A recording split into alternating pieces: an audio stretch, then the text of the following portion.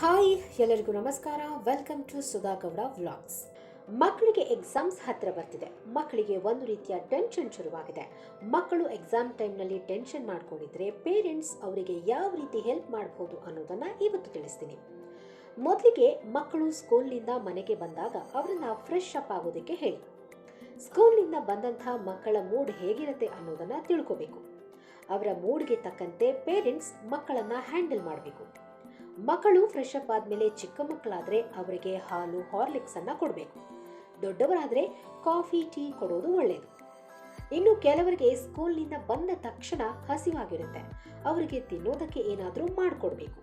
ಇವೆಲ್ಲ ಆದ್ಮೇಲೆ ಮಕ್ಕಳನ್ನ ಸ್ವಲ್ಪ ಹೊತ್ತು ರಿಲ್ಯಾಕ್ಸ್ ಆಗೋಕೆ ಬಿಡಬೇಕು.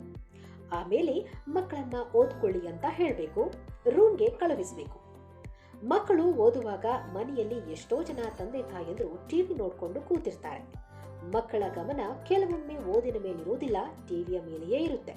ಅದಕ್ಕೆ ಎಕ್ಸಾಮ್ ಟೈಮ್ನಲ್ಲಿ ತಂದೆ ತಾಯಂದ್ರು ಆದಷ್ಟು ಟಿವಿ ನೋಡೋದನ್ನ ಕಡಿಮೆ ಮಾಡಿ ಮಕ್ಕಳ ಜೊತೆ ಕೂತು ಮಕ್ಕಳ ಓದಿಗೆ ಸಹಾಯ ಮಾಡಿ. ಇನ್ನು ಮಕ್ಕಳಿಗೆ ಎಕ್ಸಾಮ್ ಟೈಮ್ನಲ್ಲಿ ಯಾವ ರೀತಿ ಹೆಲ್ಪ್ ಬೇಕು ಅನ್ನೋದನ್ನ ತಿಳ್ಕೊಂಡು ಅವರಿಗೆ ಗೈಡ್ ಮಾಡಿ. ಅವರಿಗೆ ಓದಿನಲ್ಲಿ ಬೋರ್ ಆಗ್ತಿದ್ರೆ ಅಥವಾ ಅವರು ಇಂಟ್ರೆಸ್ಟ್ ತೋರಿಸ್ತಿಲ್ಲ ಅಂದ್ರೆ ಅಥವಾ ಪದೇ ಪದೇ ತುಕುಡಿಸ್ತಾ ಇದ್ರೆ, ನಿದ್ರೆಗೆ ಜಾರಿದ್ರೆ ಆಗಾಗ ಟೀ, ಕಾಫಿ, ಹಾಲು ಅಥವಾ ಸ್ನ್ಯಾಕ್ಸ್ನ ಅಭ್ಯಾಸ ಮಾಡಿಸಿ. ಇದರಿಂದ ನಿಮ್ಮ ಮಕ್ಕಳ ಮೂಡ್ ಕೂಡ ಚೆನ್ನಾಗಿರುತ್ತೆ.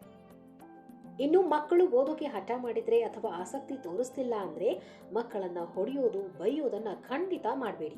ಇದರಿಂದ ನಿಮ್ಮ ಮಕ್ಕಳ ಮೂಡ್ ಇನ್ನಷ್ಟು ಹಾಳಾಗುತ್ತೆ. ಮಕ್ಕಳನ್ನ ತುಂಬಾ ಪ್ರೀತಿಯಿಂದ ಫ್ರೆಂಡ್ಲಿಯಾಗಿ ಮಾತನಾಡಿಸಿ ಅವರಿಗೆ ಓದಿನಲ್ಲಿ ಇಂಟ್ರೆಸ್ಟ್ ಬರೋ ಹಾಗೆ ಮಾಡಿ. ಮಕ್ಕಳು ಓದುವಾಗಲೇ ನೀನು ಇಷ್ಟೇ ಮಾರ್ಕ್ಸ್ ತೆಗಿಬೇಕು ಅನ್ನುವ ಒತ್ತಡವನ್ನ ಹಾಕಬೇಡಿ. ಮಕ್ಕಳನ್ನ ಎಂದಿಗೂ ಬೇರೆ ಮಕ್ಕಳ ಜೊತೆ ಹೋಲಿಕೆ ಮಾಡಲೇಬೇಡಿ. ಇದರಿಂದ ನಿಮ್ಮ ಮಕ್ಕಳು ಕೀಳರಿಮೆಗೆ ಒಳಗಾಗ್ತಾರೆ. ನಿಮ್ಮ ಮಕ್ಕಳ ಬಗ್ಗೆ ನಿಮಗೆ ಹೆಮ್ಮೆ ಇರಲಿ. ಅವರು ಏನೇ ಮಾಡಿದ್ರು, ಎಷ್ಟೇ ಮಾರ್ಕ್ಸ್ ತೆಗೆದರೂ ಅವರನ್ನ ಮತ್ತೆ ಮತ್ತೆ ಹುರಿದುಂಬಿಸಿ. ನಿಮ್ಮ ಮಕ್ಕಳ ಆತ್ಮವಿಶ್ವಾಸವನ್ನ ಕುಗ್ಗಿಸುವಂತಹ ಪ್ರಯತ್ನವನ್ನ ಎಂದಿಗೂ ಮಾಡಬೇಡಿ. ಅವರಲ್ಲಿ ನಿಮ್ಮ ಬಗ್ಗೆ ಪ್ರೀತಿ ಇರಲಿ, ನಿಮ್ಮ ಮೇಲೆ ಅವರಿಗೆ ವಿಶ್ವಾಸವಿರಲಿ, ನಂಬಿಕೆ ಇರಲಿ. ನಿಮ್ಮ ಮಕ್ಕಳ ಕಾನ್ಫಿಡೆನ್ಸ್ ಲೆವೆಲ್ ಹೆಚ್ಚು ಮಾಡೋದು ನಿಮ್ಮದೇ ಜವಾಬ್ದಾರಿ.